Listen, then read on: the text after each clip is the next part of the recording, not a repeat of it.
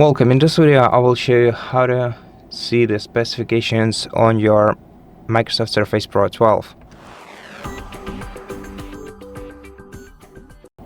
For the basic specifications list, we have to go to the Start menu, then open Settings. After that we have to go to System on the sidebar, then scroll down to About section and open it. And here in System About we'll be able to see all the specifications of our device. So at the top we see the hardware elements with quick specifications over here. We can also check the device's specifications below and the Windows specifications right here.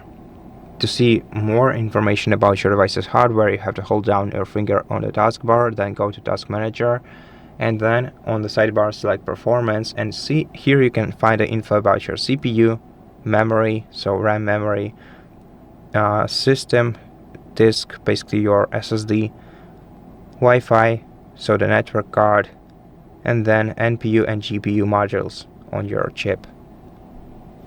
And that's it. Thank you for watching this video. If it helped you, please consider subscribing to our channel, leave us a like and a comment below, and I'll see you in the next one.